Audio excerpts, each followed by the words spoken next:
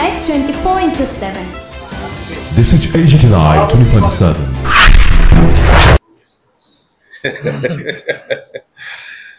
দেখুন, ভারতীয় জনতা পার্টি একটা নীতিনিষ্ঠ পার্টি এবং তার সুনির্দিষ্ট রাজনৈতিক পরিমণ্ডলে দল কাকে কোথায় দায়িত্ব দেবে সেটা কেন্দ্রীয় নেতৃত্ব স্থির করেন এবং সেখানেই সিদ্ধান্তের মাধ্যমেই পরবর্তী সময়ে সবার সামনে রাখা হবে।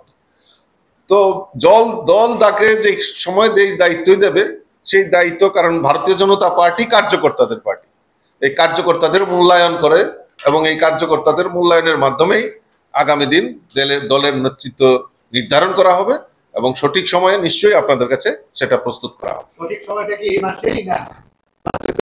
আমি অনেক অনেক স্বাগত জানাচ্ছি আজকের এই প্রেস কনফারেন্সে। আমার সঙ্গে রয়েছেন আমাদের মিডিয়া যিনি ইনচার্জ সুনীত সরকার মহোদয়। আপনারা জানেন যে গত 30 এপ্রিল 2025 আমাদের কেন্দ্রীয় মন্ত্রিসভায় মাননীয় প্রধানমন্ত্রী শ্রী নরেন্দ্র মোদীজির নেতৃত্বে সরকার সিদ্ধান্ত নিয়েছে যে কাস্ট যে সেন্সাস অর্থাৎ জাতি গণনা অন্তর্ভুক্ত করার সিদ্ধান্ত আমাদের কেন্দ্রীয় মন্ত্রিসভায় মাননীয় প্রধানমন্ত্রী সেই সিদ্ধান্ত নিয়েছেন। এই ঐতিহাসিক সিদ্ধান্তের জন্য আমরা ভারতীয় জনতা পার্টির ত্রিপুরা প্রদেশ কমিটির পক্ষ থেকে আমাদের দেশের যশস্বী প্রধানমন্ত্রী নরেন্দ্র মোদীজিকে আন্তরিকভাবে অনেক অনেক অভিনন্দন এবং শুভেচ্ছা জানাচ্ছি। আমরা জানি যে 2011-তে লাস্ট জনগণনা হয়েছিল, সেন্সাস হয়েছিল। 2021 সালে সেই সেন্সাস যে ডিউ যেটা হওয়ার কথা ছিল, কিন্তু আমরা জানি 2019-এ করোনা মহামারীর ফলে এবং এই 21 সাল পর্যন্ত যে আমাদের জনগণনার সেই কাজটাকে ব্যাহত হয় মহামারীর কারণে। কিন্তু মাননীয় কেন্দ্রীয় মন্ত্রিসভার প্রধানমন্ত্রী সেই সিদ্ধান্ত কাস্ট যে সেন্সাস সেটা উনি ঘোষণা করেছেন, তার জন্য আমি আবারও ধন্যবাদ জানাচ্ছি।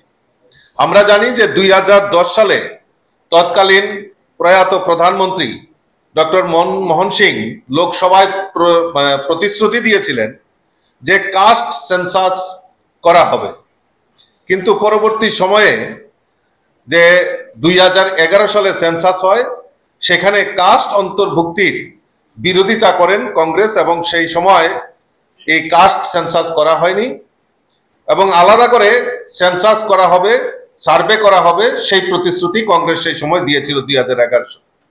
পরবর্তী সময়ে কেন্দ্রীয় সরকার বহু অর্থের বিনিময়ে অস্বচ্ছভাবে এই কাস্ট সার্ভের কাজ করা হয়েছিল, ভুলভাল তথ্য সংগ্রহ করা হয়েছিল। সেই সময় কংগ্রেসের সরকার সেই সার্ভের যে রিপোর্ট যে কাস্ট সেটা করতে পারেনি, প্রকাশ করতে পারেনি, কারণ ভুলভাল সিদ্ধান্ত, ভুলভাল যে তথ্য সেটা সেই সময় সংগ্রহ করেছিল। আমরা বিশ্বাস করি এই যে কাস্ট জনগণনা অর্থাৎ এই যে সেন্সাস, এই সেন্সাসের ফলে আমাদের কেন্দ্রীয় সরকার যে সিদ্ধান্ত নিয়েছে সেখানে দেখা যাবে যে অতদিন যারা আমরা এসটি এসসি ছিল, এখন নতুন করে ওবিসির যে সংরক্ষণ এসছে, যে ওবিসির সম্প্রদায় কত রয়েছে তারও একটা পরিসংখ্যান সরকারের কাছে অন্তর্ভুক্ত হবে। এবং ইতিমধ্যে আপনারা জানেন যে আমাদের ভারতবর্ষে এসটি এসসিদের সংরক্ষণ যেরকম চলছে, আমাদের কেন্দ্রীয় সরকার, আমরা মোদীজির নেতৃত্বের সরকার সমাজের অর্থনৈতিকভাবে দুর্বল অংশের মানুষের জন্য 10% রিজার্ভেশন সেটা আমাদের কেন্দ্রীয় মন্ত্রিসভা অর্থাৎ আমাদের দেশের প্রধানমন্ত্রী সেটা ঘোষণা করেছিলেন এবং এই সংরক্ষণ 10% সংরক্ষণ যেটা অর্থনৈতিকভাবে তাদেরকে চিহ্নিত করে তাদের 10% রিজার্ভেশন সমস্ত ক্ষেত্রে সেটা তারা যাতে সুযোগ সুবিধা নিতে পারে তার ব্যবস্থা আমাদের কেন্দ্রীয় সরকার সেখানে করেছে। আমরা জানি যে এটা পরিষ্কার যে কংগ্রেস এবং তার সহযোগী দল ইন্ডি জোটের সহযোগীরা এই কাস্ট সেন্সাসের সবসময় তারা রাজনৈতিক হাতিয়ার হিসাবে ব্যবহার করা, সেটা একটা প্রয়াস সবসময় করে আসছে। কিন্তু আমাদের দেশের যশস্বী প্রধানমন্ত্রীর যে স্বপ্ন, যে আমাদের এই যে কাস্ট জনগণনা, এই যে কাস্ট সেন্সাসের ঘোষণা করেছেন, তার মধ্যে যারা অনুন্নত, আমাদের সরকারের যে মূল লক্ষ্য যে সমাজের অন্তিম ব্যক্তি পর্যন্ত সমস্ত সুযোগ সুবিধা পৌঁছে দেওয়া, সরকারি সুযোগ সুবিধা পৌঁছে দেওয়া, এই জনগণনার কারণে কেন্দ্রীয় সরকারের কাছে, আমাদের ভারতবর্ষের কাছে পরিষ্কার এই কাস্ট এবং যারা দুর্বল তাদের যে চিহ্নিত করা, তার প্রয়াস আমাদের এই জনগণনা এবং কাস্ট এই যে জনগণনার মাধ্যমে সেটা অন্তর্ভুক্তি করা হবে। এবং আমাদের প্রধানমন্ত্রীর যে সংকল্প যে বিকশিত ভারত এবং 2047-তে বৈভবশালী ভারতের কথা চিন্তা ভাবনা করছেন, তার একটা জলজন্ত উদাহরণ এখানে। কারণ সমাজের সবকা সাথ সবকা বিকাশ, অর্থাৎ সমাজের প্রত্যেকটা অংশের মানুষকে যাতে সহযোগিতা করা, আর্থিকভাবে যারা পিছিয়ে পড়া তাদেরকে সহযোগিতা করা এবং তাদের উন্নতির মাধ্যমে এই ভারতবর্ষের উন্নয়ন সম্ভব, সেই যে কাস্ট জনগণনা তাতে একটা বিশাল বড় অ্যাচিভমেন্ট হবে এবং ফলপ্রসূ হবে বলে আমি বিশ্বাস করি। তারা স্বাগত জানিয়েছে এবং আজকেও তারা সাংবাদিক সম্মেলন করে এটা বলেছে যে জাত গণনা সেটা কংগ্রেসের দাবির ফল। আমি আপনাদের কাছে বলি, আমি যে তথ্যটা আপনাদের সামনে তুলে ধরেছি যে 2010 সালে 2010-এ যে সমস্ত রাজনৈতিক দল, এটা আমার কথা নয়, এটা আপনারা আমাদের কাছে তথ্য প্রমাণ রয়েছে, 2010 সালে প্রয়াত প্রধানমন্ত্রী মনমোহন সিং লোকসভায় প্রতিশ্রুতি দিয়েছিলেন যে কাস্ট সেন্সাস করা হবে।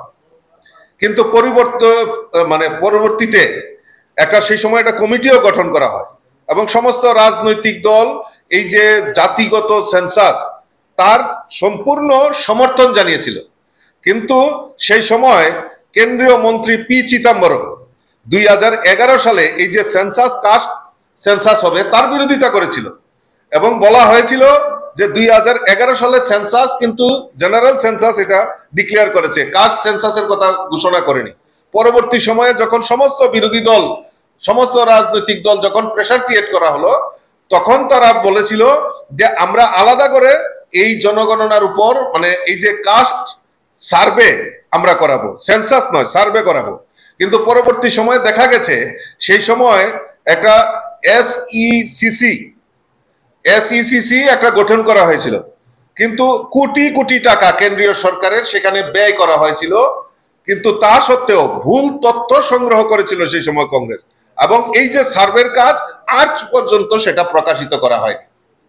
তো কংগ্রেস কিভাবে সেখানে বড় গলায় বলতে পারে যে আমাদের দাবি 2010 সালে যেখানে প্রধানমন্ত্রী ওনাদের প্রয়াত প্রধানমন্ত্রী মনমোহন সিং তথ্য দিয়ে বলেছিল যে প্রতিশ্রুতিও দিয়েছিল লোকসভায় যে আমরা কাস্ট সেন্সাস করাবো, কিন্তু পরবর্তী সময়ে তারা করেনি 2011 সালে। তো এইটা থেকে প্রমাণিত হয় যে কংগ্রেস সেটা তার বিরোধিতা করেছিল এবং কংগ্রেস এখন উল্লাস করছেন বা সাংবাদিক সম্মেলন করছেন যে তাদের দাবি মানা হয়েছে। কিন্তু 2010 সালের কথা তাদেরকে জিজ্ঞেস করবেন যে 2010 সালের যে প্রতিশ্রুতি 2011-তে কেন সেটা করা হয়নি।